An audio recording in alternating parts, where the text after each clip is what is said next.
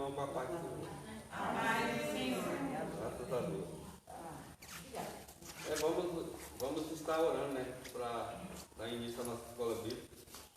Senhor nosso Deus, nós te agradecemos, Pai. Mais uma vez poder estar aqui em comunhão, tomando café da manhã. E agora nós vamos nos alimentar espiritualmente. Que a tua palavra venha de encontro ao nosso coração nessa manhã, Pai. Que nos possa nos levantar diante da tua presença com a tua palavra, Pai. Em nome do Senhor Jesus, que nós possamos estar cada dia mais fortalecidos em Cristo Jesus. Em nome do Senhor Jesus, amém. Irmão, essa manhã nós vamos estar estudando a lição número 11, que já está falando sobre celebrando a palavra de Deus. E o texto áudio se encontra no Salmo 119, 105. E é o texto 105. Lâmpada para os meus pés é a tua palavra, e luz para o meu caminho. E a verdade aplicada é: os nossos caminhos precisam estar alicerçados na palavra de Deus. E os objetivos da lição é, primeiro, edificar características do Salmo 119. Segundo, apresentar as qualidades da Sagrada Escritura. Mostrar a importância de se meditar na palavra de Deus. Nós vamos estar lendo o texto de referência, o Salmo 119 e alguns capítulos. Bem-aventurados os que brilham no caminho reto e andam na lei do Senhor. 9. Como purificar o mancebo o seu caminho, observando conforme a tua palavra. 23. Enquanto os príncipes se concluíam e falavam contra mim, eu, teu servo, meditava nos teus estatutos. 37. Desviar os meus olhos do que contemplarem a vaidade, e vivifica-me no teu caminho. 45. E andarei em liberdade, pois busquei os teus preceitos. 99. Tenho mais entendimento do que todos os meus mestres, porque eu medito nos teus testemunhos. 113. Aborreço a duplicidade, mas amo a tua lei. Quero convidar aqui o irmão que vai estar dando aula, o irmão Josiel.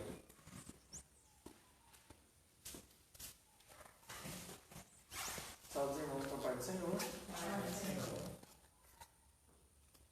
Agradeço a Deus por mais essa oportunidade, a irmã Samara, ao pastor, ter concedido esse privilégio de estar aqui ministrando.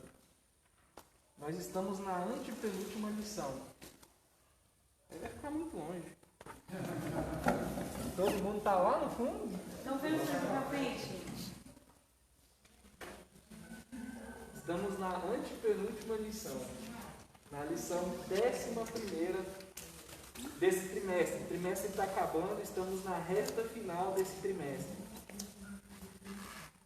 Esse trimestre nós estamos estudando Salmos, como subtítulo da revista Salmos, uma referência para a vida de adoração e oração do cristão. Hoje, o tema da lição, da 11ª lição, é celebrando a palavra de Deus. Eu vou estar repetindo aqui o texto de referência. O texto de referência é Salmo 119. Estaremos estudando um pouco sobre o Salmo 119. Versículo, o autor aqui da revista, ele separou alguns versículos. Não daria para explanar sobre todo o Salmo 119, porque é imenso. Então ele separou alguns versículos que tratam sobre a palavra de Deus. Versículo 1. Bem-aventurados os que trilham nos caminhos retos e andam na lei do Senhor. Como purificará o mancebo o seu caminho? Uma pergunta. Observando conforme a tua palavra. Observando conforme a palavra de Deus. Enquanto os príncipes se coluiavam e falavam contra mim, o teu servo meditava nos estatutos do Senhor. Verso 37. Desvia os meus olhos de contemplarem a vaidade, vivifica-me no teu caminho. Verso 45. e andarei em liberdade, pois busquei os teus preceitos. Verso 99. Tenho mais entendimento do que todos os meus mestres, porque medito nos teus testemunhos. Verso 113. Aborreço a duplicidade, mas amo a tua lei. Como eu disse, vamos explanar um pouco sobre o Salmo 119. O Salmo 119, vamos falar um pouquinho sobre a estrutura dele. A estrutura do Salmo 119, ela é formada de um acróstico abecedário. Eu não sei como é que eu vou explicar acróstico. Tem um quadro, mas acróstico é um poema ou frases, um texto, onde a primeira letra e frases em sequência desse texto forma na vertical um sentido, ou uma palavra ou algum sentido. Isso é acróstico. No caso do Salmo 119, ele é um acróstico abecedário. Não forma um sentido de uma palavra nessa sequência na vertical. Sequência dos textos e na vertical não forma um sentido. É em ordem alfabética. Que na minha Bíblia vai dar para os irmãos entender. Eu não sei se os irmãos têm essa Bíblia. Abram o Salmo 119. Os irmãos que têm Bíblia. Algumas Bíblias ela tem a letra do acróstico. O Salmo 119, ele é um acróstico em forma de abecedário da língua do hebraico. Cada estrofe do Salmo 119 tem 8 versos. E cada dessa estrofe, desses 8 versos, começa com uma letra do alfabeto em hebraico. O Salmo 119, versículo 1, começa com a letra Aleph, que é a letra A em hebraico. Aí, do verso 1 até o verso 8, a primeira estrofe. A partir do verso 9 até o verso 16, começa com a letra Bet, que significa casa. Betel, por exemplo, Betel, casa de Deus. Bet, a letra B do hebraico. Do verso 17 ao verso 23, a letra Gimel, que seria o nosso C aqui no alfabeto português. E assim na sequência. Salmo 119, vê se na Bíblia de vocês tem, na parte de cima. Eu jurava, até hoje, eu pensava que era o nome das pessoas que escreveram salmos. Você também? Que algumas Bíblias têm, outras não têm. Na parte de cima, tem, a minha tem até, como é que é a letra em hebraico?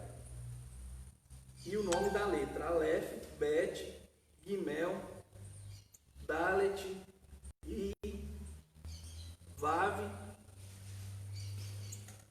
Zain, e assim vai, até o final do Salmo 119. Alguma Bíblia dos irmãos tem? Tem? Então isso aí é o alfabeto em hebraico. Para quem não sabia, eu tomei um susto na hora que achei uma aluna. Por isso que é bom vir para a escola Por bíblica. isso que é bom vir para a escola bíblica. Então, é um abecedário, é um acróstico em abecedário. A primeira letra do primeiro estrofe é A da segunda estrofe é B, a da terceira estrofe é C, e assim vai até o último verso do Salmo 119. O Salmo 119, como todo mundo já conhece, é o maior capítulo da Bíblia, possui 176 versos. É o maior salmo, como também é o maior capítulo da Bíblia. A autoria do Salmo 119 não é a letrinha que está em cima, igual eu pensava. A autoria do Salmo 119, ela é desconhecida. Uma pequena parte dos nossos estudiosos, dos nossos teólogos, acredita que atribui essa autoria a Esdras, por conta, segundo eles, do momento histórico que eles apontam que tenha sido escrito esse verso.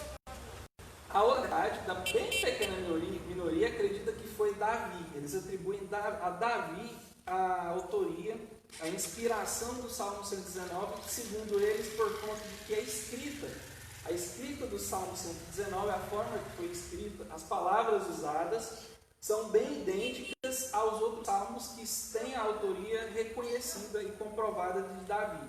Porém, a maioria dos teólogos não chegam a atribuir, não indicam ao autor, por conta que não existe provas sólidas de quem realmente tem escrito o Salmo 119.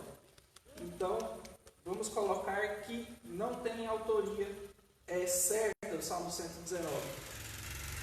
O Salmo 119, irmãos, como o próprio autor nomeia essa lição, celebrando a palavra, do início ao fim, ele foca na beleza da palavra de Deus. A escrita do Salmo 119, o autor, que não sabemos, se inspirou na palavra de Deus. Ele mostra de forma apaixonada atributos, qualidades da palavra de Deus.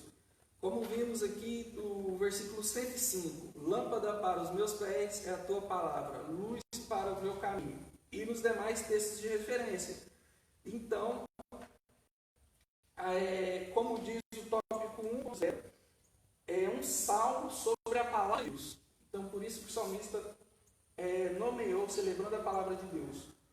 O salmista não, o autor da revista nomeou celebrando a palavra de Deus, por conta de que o salmista, ele revela, ele coloca uma importância enorme e demonstra um amor concreto sobre essa palavra.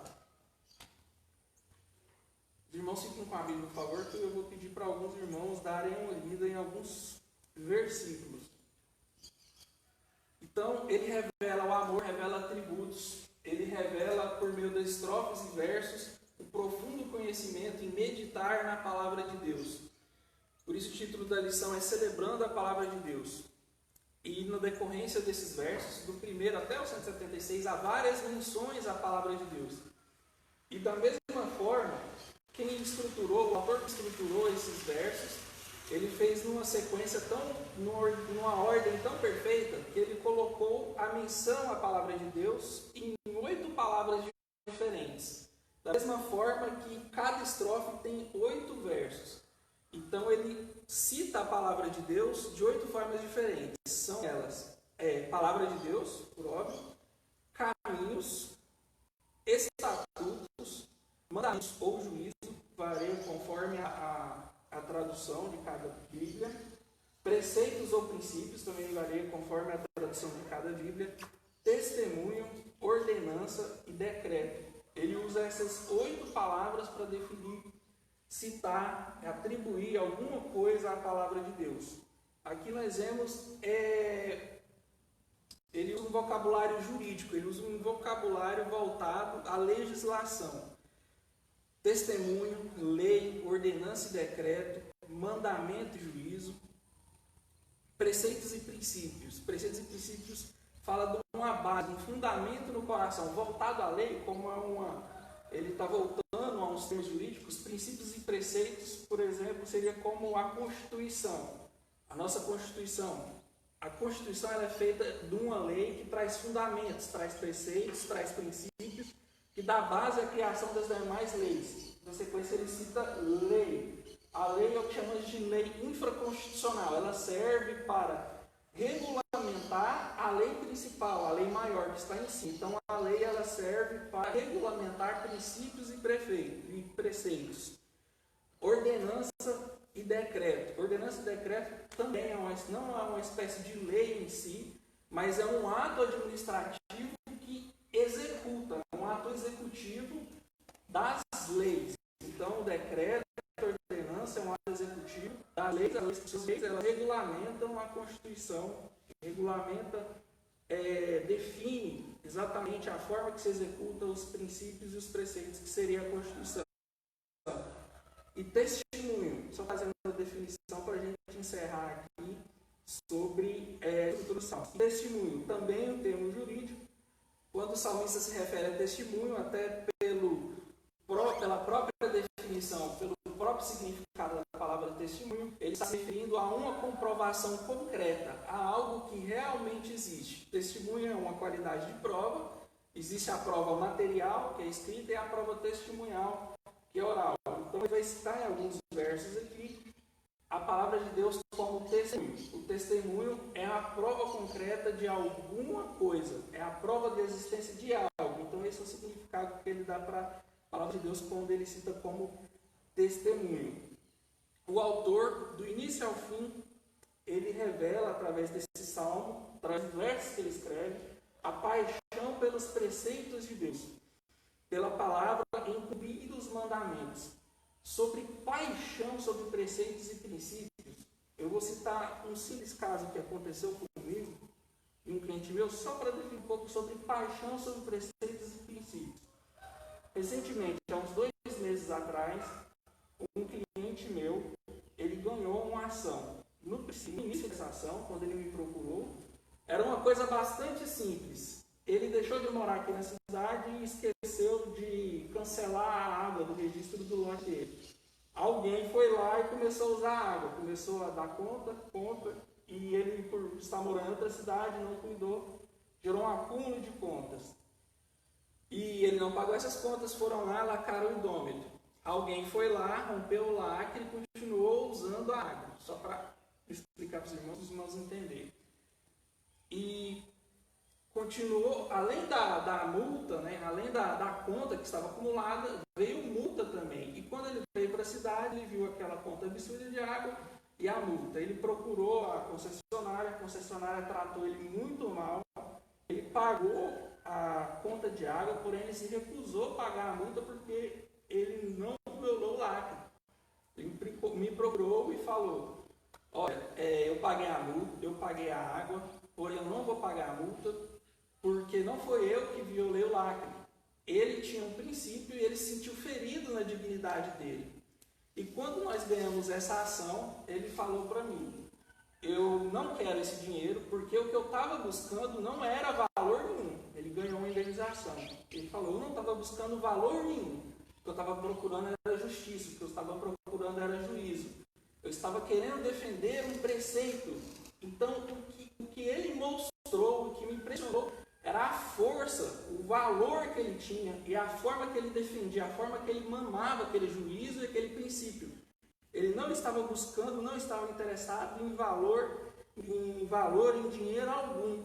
Assim, o salmista demonstra aqui no Salmo 119 um amor à palavra, um amor aos mandamentos de Deus, e é o contrário de que está acontecendo em muitas de nossas igrejas. As pessoas estão buscando mais valores de preço, de materialismo, estão buscando mais massagem ao próprio ego do que amor à palavra escrita, amor ao que a palavra diz em seu sentido mais estrito, mais amplo, ao que ela revela realmente. Elas estão não usando a palavra como espelho, mas como Paulo disse, que no fim dos tempos estão usando a palavra da forma que, uma interpretação da forma que massageia o seu ego.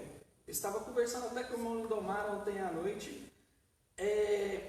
A palavra que tem sido pregada em muitas igrejas é uma palavra materialista, não está pregando mais sobre arrebatamento, não está pregando mais sobre pecado, não está pregando mais sobre conversão. É raro a gente ver esse tipo de pregação. O que se prega é o evangelho da porta larga, o que se está pregando é um evangelho que massageia o ego. O que se está pregando é o evangelho de uma graça de graça, é um evangelho que não há renúncia. Então, estão abandonando, apartando da palavra de Deus. Não está havendo amor aos princípios de Deus, não está havendo amor aos mandamentos de Deus, não estão usando a palavra de Deus como lâmpadas para os pés, como luz para o caminho. Então, esse não é o lado correto que se deve seguir. Como o Martinho Lutero disse, só a Escritura, só a palavra de Deus. O autor, ele revela essa paixão por meus versos, ele traz a importância de conhecer, de praticar, de viver a palavra de Deus, de meditar, de seguir a palavra de Deus. Então, isso que ele tenta apontar para a gente. E sobre esse caso de estarem deturpando a palavra de Deus, estarem trazendo a palavra de Deus como algo para massagear o ego, encher o seu eu, em vez de renúncia, se esvaziar e se encher de Deus. João 15, João, Evangelho de João, capítulo 15, Jesus diz o seguinte em seus versículos: aquele que me ama, guarda em seu coração os mandamentos. Ele atribui o amor a ele, àquela pessoa que guarda os seus mandamentos, que respeita, que cumpre a lei de Deus. E na sequência ele fala, na sequência desses versículos, não lembro qual é o versículo, que aquele que ama o mundo, o amor dele não está. Então ele faz essa diferença do que eu acabei de citar aqui como aplicação prática. Quem ama a palavra de Deus, ele segue a palavra de Deus de forma escrita. Quem ama a Deus a palavra de Deus é valiosa, é um preceito, um princípio que essa pessoa defende com todas as forças, não busca valor mundano, como eu citei o caso do meu cliente. É o que Jesus fala na sequência: aquele que ama o mundo, aquele que ama os valores mundanos e se aparta da minha lei, o meu amor não está nele. João, Evangelho de João, capítulo 15. Jesus fala dessa forma. Então, o autor do Salmo 119, ele apresenta a palavra da verdade como a própria verdade, como de fato é. Ele traz a palavra que é a revelação de Deus para o homem. Ele traz a palavra que nos faz conhecer a Deus, que é o alimento para a nossa alma, para o nosso espírito, que conforta, que consola, que instrui, que traz sabedoria, que é a espada de dois gumes, que penetra no profundo da divisão da nossa alma e espírito. É aquela palavra que, quando é lançada, ela traz o sentido para a nossa vida e ela não volta vazia. Ele demonstra a palavra eficaz, a palavra que transforma, a palavra que mostra que o pecado é errado, a palavra que condena o pecado, a palavra que edifica, que santifica, a palavra que exorta, a palavra que guia nos caminhos do Senhor, que nos leva à vontade do Senhor. Então, são esses conceitos aqui que eu acabei de falar, que os salmistas do Salmo 119 traz e tenta aplicar à nossa vida. O salmista, ele mostra que nossa vida precisa estar pautada, concreta, consolidada, firmada na palavra de Deus, pois só ela liberta, pois só ela santifica, pois só ela traz a vida, só ela é a verdade. Longe dela nós estamos apartados de Deus, como o próprio Jesus disse em João capítulo 15. E demonstrando esse amor, esse zelo pela palavra, o salmista, ele aponta algumas qualidades e aponta também alguns benefícios da Escritura. Então, dos 176 versos, o autor da revista, ele tirou 3 qualidades que o salmista apontou aqui na Escritura, 3 qualidades da palavra de Deus.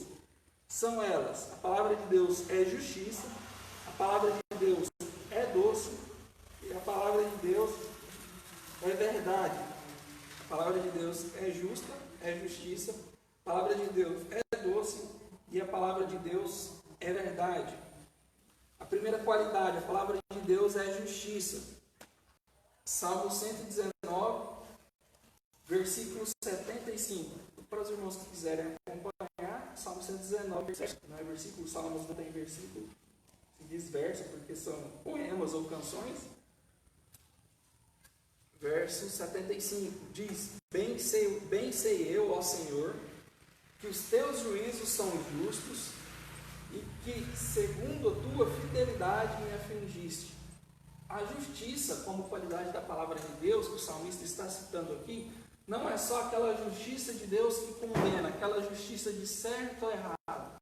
Ele está afirmando sobre a justiça de Deus quando ele lança uma palavra, ele afirma alguma coisa sobre a nossa vida, sobre a vida do seu povo. Ele é justo e fiel. Ele fala, cita a fidelidade aqui no verso 75, justo e fiel para cumprir. Então ela nos dá a certeza, a estabilidade, como nós vemos mais na frente, que Deus, sendo justo, ele vai cumprir aquilo que ele disse. Outra qualidade da Escritura é que a Escritura, ela é doce. Salmo 119, versículo 103. 103. Salmo 119, versículo 103. A palavra de Deus, ela é doce. Diz o seguinte: como são doces para o meu paladar as tuas palavras, mais do que o mel para a boca. O salmista, ao colocar, a descrever como qualidades a palavra de Deus, ele usou a palavra mel, ele usou o mel e citou ela ser doce. Então ele está dizendo que a palavra de Deus para nossas vidas é um alimento para o nosso espírito, é uma nutrição para a nossa alma, ela nos dá força, nos nutre espiritualmente. A segunda coisa que ele está falando aqui é que a palavra de Deus, sendo doce, ela não é amarga, ela não é azeita, ou seja, ela não é ruim, ela é boa, ela é suave, ela dá vida, ela traz a verdadeira alegria. A terceira qualidade que o salmista salmista atribui à palavra de Deus é que a palavra de Deus é verdade. Salmo 119, verso 142. Diz o seguinte: a tua justiça é uma justiça eterna e a tua lei é a verdade. A palavra de Deus nos revela a verdade, a palavra de Deus é a própria verdade. Ela nos mostra quem é Deus, revela a natureza concreta de Deus, o caráter, a moral de um Deus que é bom, de um Deus que é justo, de um Deus que é fiel. E também revela a conduta que o homem deve ter. João capítulo 15, versículo 17, capítulo 17, versículo 17 diz, Jesus orando, ele diz: santificai-vos na verdade, a tua palavra é a verdade. Então a palavra de Deus é a verdade para nossas vidas. Ele também traz, o salmista, 3 benefícios que a palavra de Deus traz. Nós vimos que ele atribui 3 qualidades à palavra de Deus. Ele afirma que a palavra de Deus é justa, a palavra de Deus é doce e a palavra de Deus é a verdade. E ele traz também 3 benefícios diferentes que a palavra de Deus pode trazer. Que a palavra de Deus traz, que as escrituras atribuem àqueles que amam a Deus, àqueles que cumprem os seus mandamentos. Eles usufruem de 3 benefícios, são eles: a liberdade, a estabilidade e a vida. Liberdade, estabilidade e a vida. Primeiro benefício, liberdade. Salmo 119, verso 45. Salmo 119, verso 45, diz o seguinte: e andarei em liberdade, pois busco os teus preceitos. E andarei em liberdade, pois busco os teus preceitos.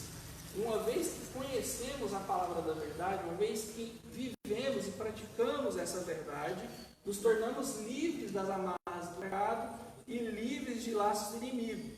Em João 8, capítulo 8, versículo 34 e 36, diz o seguinte: em verdade vos digo, Jesus dizendo, que todo aquele que comete pecado é servo do pecado. Servo, significado de servo. Vamos usar sinônimos. Servo do pecado é escravo do pecado, como o apóstolo Paulo diz em alguns versículos. O pecado se torna senhorio dessa pessoa. A pessoa está presa, não tem liberdade. E no momento que nos debruçamos, nos amamos a essas escrituras, a palavra de Deus, essa liberdade vem para nossas vidas. Olha na sequência, versículo 36, Jesus diz: o Filho vos liberta. Se o Filho vos libertar, verdadeiramente sois livres. Em João 8,32, anteriormente a esse versículo que eu acabei de ler, diz o seguinte: e conhecereis a verdade, e essa verdade vos libertará. E qual é a verdade? A palavra. Lemos em João 17, versículo 17: santificai-vos na verdade, a tua palavra é a verdade. Então, quando nós conhecemos a palavra, ela sedimenta e nos transforma, sedimenta em nossa alma e nos transforma e nos torna livres através de Jesus Cristo, dos laços do inimigo para a nossa vida, das setas malignas, nos torna livres do pecado, das amarras do pecado. O segundo benefício que a palavra de Deus traz para as nossas vidas, para a vida daquele que ama, para a vida daquele que enxerga e cumpre os preceitos de Deus, é a estabilidade. Mateus capítulo 7, versículo 24 ao 27, traz a seguinte palavra, e demonstra como a palavra de Deus é estável para a nossa vida. Isso é Jesus falando da estabilidade da palavra para a nossa vida. Todo aquele, pois, que escuta essas minhas palavras e as pratica, eu vos assemelharei ao homem prudente que edifica sua casa sobre a rocha. E vem a tempestade, combatem essa casa, e ela não cai, porque está edificada sobre a rocha. E aquele que ouve as minhas palavras e não as cumpre, vou compará-lo ao homem insensato que edificou sua casa sobre a areia. Chega a tempestade, combate aquela casa, e ela cai, e é grande a sua queda. A estabilidade que a palavra de Deus nos traz, a estabilidade como benefício que está dizendo aqui, é aquela estabilidade que te traz paz. A palavra de Deus te traz paz, te traz segurança, te traz firmeza para a sua vida. E por último, o terceiro benefício que a palavra de Deus traz àqueles que obedecem os mandamentos de Deus é a vida.